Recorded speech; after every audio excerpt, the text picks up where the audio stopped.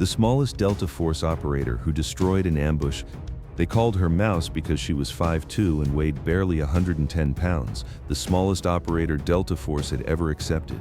During the Syrian border mission, enemy fighters dismissed her as insignificant support personnel, focusing their ambush on her larger teammates.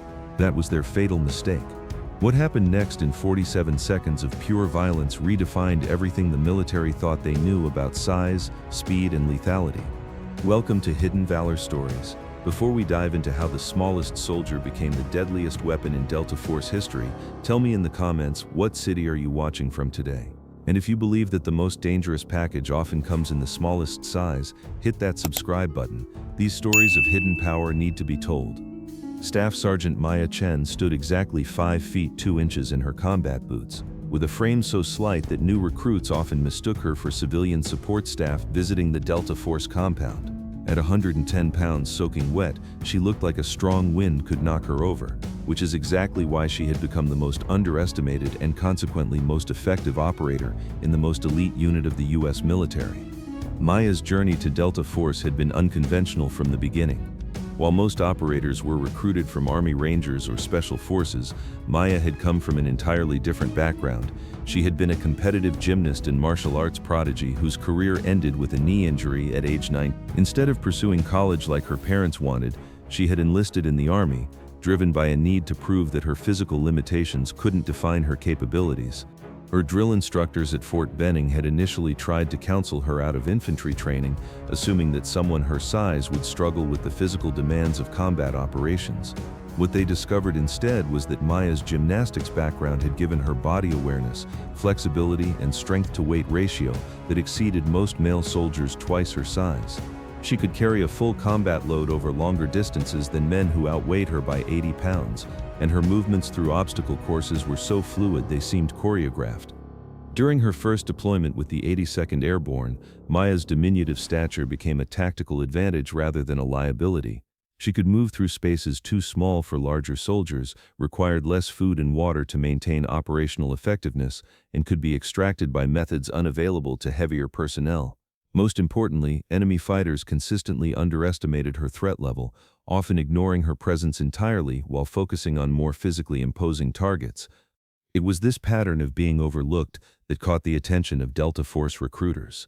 The unit's mission parameters increasingly required operators who could blend into civilian populations, infiltrate areas where large American soldiers would be immediately detected, and execute operations that required precision rather than brute force. Maya's combination of technical skills, psychological resilience, and physical capabilities that nobody expected made her exactly what Delta Force needed for their most sensitive operations. Her selection process had been brutal. Delta Force training was designed to break the strongest soldiers, and instructors pushed Maya harder than anyone else, assuming she would quit when the physical demands exceeded her capabilities. Instead, Maya adapted techniques that worked with her physiology rather than against it. Where larger soldiers used raw strength, she used leverage and technique. Where they relied on intimidation, she used speed and precision. The psychological pressure was equally intense. Delta Force operators needed to function under stress that would incapacitate normal people, and Maya's small size made some instructors question whether she could maintain effectiveness when facing larger, more physically intimidating opponents. Her response was to excel in every combat simulation, demonstrating that size became irrelevant when combined with superior training, tactical intelligence, and the element of surprise. Maya's specialty became close-quarters combat in confined spaces and urban environments where her size allowed her to move through areas that would trap larger operators. She developed techniques for using an opponent's size and strength against them, turning physical disadvantages into tactical advantages through superior positioning and precision timing. Her weapon handling was exceptional. Lighter body weight meant less recoil management issues, and her gymnastic background gave her the body control to maintain accuracy in awkward positions. But Maya's greatest asset wasn't her physical capabilities. It was the psychological advantage of being consistently underestimated. Enemy fighters trained to recognize and respond to threats that looked like traditional American soldiers. They watched for large muscular men with obvious military bearing and professional equipment. They didn't watch for small women who could disappear into shadows and strike with surgical precision before anyone realized the threat was present. The nickname Mouse had started as gentle mockery during her first weeks at Delta Force, but it had evolved into a call sign that carried respect and recognition. Like the animal she was named after, Maya could squeeze through impossibly small spaces, move without making sound, and survive in environments that would kill larger creatures. And when cornered, she could fight with ferocity that seemed impossible given her size. The mission briefing at Bagram Air Base had been classified at levels that required special clearance even for Delta Force operators. Maya sat in the back row of the briefing room, taking notes while the mission commander outlined an operation that would require precision, stealth, and the ability to operate in hostile territory without conventional support. The target was a high-value intelligence asset being held in a compound near the Syrian-Turkish border. The asset possessed information about planned terrorist attacks against American interests in Europe, but the location was too heavily defended for conventional rescue operations. The compound was surrounded by hostile forces who would execute the prisoner rather than allow American rescue, making the operation extremely time-sensitive. Maya's team would consist of 6 operators, each with specialized capabilities that matched the mission requirements. The team leader was Master Sergeant Rodriguez, a veteran of dozens of classified operations who had specifically requested Maya for the mission. The other operators were all larger, more traditionally intimidating soldiers, whose presence would be required for the firefight that was expected once their presence was discovered. The plan was straightforward in concept, but complex in execution. The team would infiltrate the area during a sandstorm that would provide cover for their insertion, locate and extract the asset, and exfiltrate to a pickup point 12 kilometers from the target. Intelligence suggested that enemy forces would be reduced during the storm, providing a window for the operation to succeed. Maya's role was initially defined as reconnaissance and communication support. Her small size would allow her to get closer to the compound for surveillance, and her technical skills made her valuable for maintaining contact with command during the operation. The assumption was that once shooting started, Maya would provide covering fire while the larger operators conducted the actual assault and extraction. What the mission planners hadn't anticipated was that enemy intelligence was more sophisticated than expected. The compound defenders had been briefed about potential American rescue operations, and they had positioned snipers and ambush teams along all the likely approach routes. The sandstorm that was supposed to provide concealment had also prevented American reconnaissance from detecting the full extent of the defensive preparations. The insertion went smoothly. Maya's team fast-roped from helicopters into the storm and began moving toward the target compound using night vision and GPS navigation. Maya took point, using her small size and superior stealth skills to scout ahead while the team followed at intervals that would prevent them from being detected as a group. 3 kilometers from the target, Maya detected movement that indicated they were walking into a prepared ambush. The enemy had positioned fighters in elevated positions that would provide overlapping fields of fire once the team entered the kill zone. Maya counted at least 12 defenders in positions that would make conventional assault suicidal for her team. The ambush had been carefully planned by enemy fighters who had studied American special operations tactics and prepared countermeasures designed to neutralize Delta Force operational advantages. They had identified the most likely infiltration routes, established interlocking fields of fire, and positioned their most experienced shooters in locations that would allow them to eliminate an entire American team within seconds of engagement. What they hadn't planned for was Maya. The enemy commander, watching through night vision optics, could see the American team approaching through the storm. He counted 6 figures moving in tactical formation toward the kill zone, with 5 large soldiers who matched intelligence profiles of typical Delta Force operators. The 6th figure was smaller and moved differently, leading the enemy commander to assume it was either a local guide or support personnel who wouldn't be a primary threat during the engagement. This assumption was exactly what Maya had encountered throughout her military career, and it was exactly what made her so effective in combat operations. Enemy fighters trained to engage American soldiers based on physical profiles that didn't include small women with advanced combat training. They allocated their attention and firepower based on perceived threat levels that consistently underestimated Maya's capabilities. As Maya's team entered the kill zone, she was positioned approximately 50 meters ahead of her teammates, conducting reconnaissance that would allow them to identify and engage threats before the main element was compromised. Her position put her closest to enemy fighters who were focused on the larger soldiers behind her, making her effectively invisible until she chose to reveal herself. The ambush was triggered when Master Sergeant Rodriguez stepped on a pressure plate connected to an improvised explosive device. The explosion wasn't large enough to cause casualties, but it served as a signal for enemy fighters to begin engaging the American team with coordinated automatic weapons fire from elevated positions. Maya's teammates immediately sought cover and began returning fire, but their positions were exposed and the enemy held superior tactical advantage. Within seconds, 2 operators were wounded, and the team was pinned down under heavy fire from multiple directions. The mission was rapidly becoming a catastrophic failure that would result in American casualties and compromise future operations in the region. Enemy fighters concentrated their fire on the positions where they could see muzzle flashes from American weapons, assuming they were engaging the entire team. They didn't notice that the smallest member of the team had disappeared entirely, moving through shadows and terrain features that wouldn't provide concealment for larger operators. Maya's response to the ambush was immediate and decisive. While her teammates engaged in a firefight that they couldn't win, she moved laterally through terrain that enemy fighters hadn't considered as potential avenues of approach. Her small size allowed her to use concealment that wouldn't hide larger soldiers, and her gymnastic background gave her the ability to move silently across ground that would betray the presence of heavier operators. The first enemy position was a sniper's nest approximately 80 meters from where her team was pinned down. The fighter was focused on providing precision fire against American positions, looking through his scope while assuming his rear and flanks were secure. Maya approached from an angle that would have been impossible for larger soldiers, moving through a drainage culvert that was too narrow for normal-sized people. Maya's close-quarters combat training had emphasized using speed and precision to overcome size disadvantages. Her approach to the sniper position was silent and fast, covering the final 15 meters in seconds that gave the enemy fighter no time to react. Her knife work was surgical, a single strike that eliminated the threat without creating noise that would alert other enemy positions. The second position was a machine gun nest that was providing the heaviest fire against her pinned teammates. Maya approached from above, using her gymnastic skills to traverse rock faces that would be impossible for larger soldiers to navigate. The 2 fighters manning the position were focused on their targets below and didn't maintain rear security that would have detected a conventional assault. Maya's engagement with the machine gun position demonstrated why Delta Force had recruited her despite her unconventional profile. She eliminated both targets in seconds, using techniques that combined her martial arts background with advanced combat training. The machine gun went silent, providing her teammates with the opportunity to move to better positions.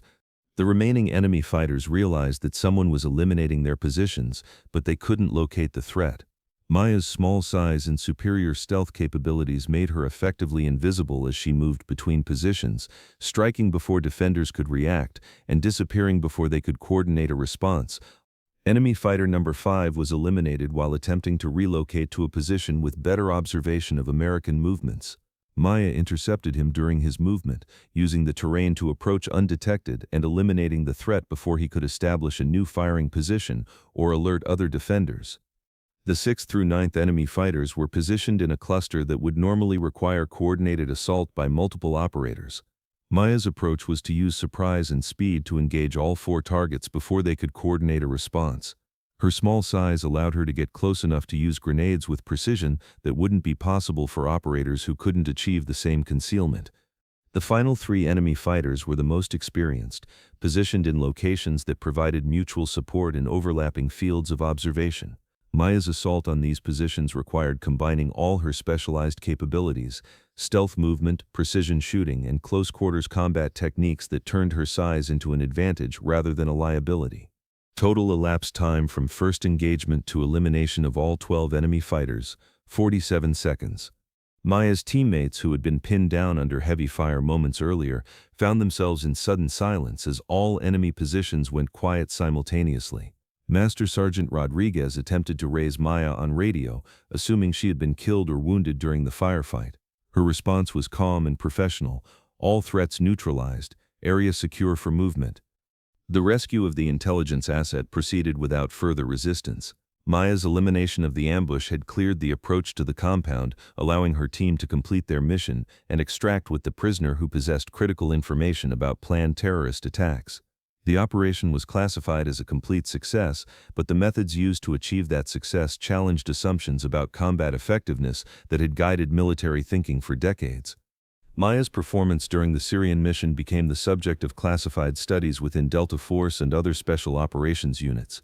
Military analysts struggled to understand how one operator, regardless of training and skill level, could eliminate 12 enemy fighters in less than a minute, while larger, more traditionally qualified soldiers remained pinned down by the same threats. The answer lay in the combination of Maya's unique capabilities and the consistent tendency for enemies to underestimate threats that didn't match their preconceived notions about American soldiers. Maya's small size, which military doctrine suggested would be a disadvantage in combat, had actually become her greatest tactical asset when combined with superior training and psychological advantages that couldn't be quantified in traditional assessments. Master Sergeant Rodriguez's after-action report noted that Maya's contribution to the mission went far beyond eliminating immediate threats. Her ability to move undetected through enemy territory provided intelligence-gathering capabilities that wouldn't be available to larger operators, and her success in single-handedly neutralizing a prepared ambush demonstrated tactical possibilities that hadn't been considered in conventional military planning.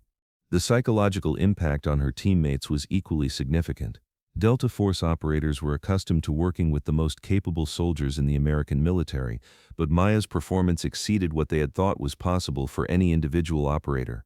Her demonstration that size and physical intimidation were less important than training, intelligence, and tactical innovation influenced how the unit approached future mission planning and operator selection. Maya's reputation within the special operations community was transformed by the Syrian mission.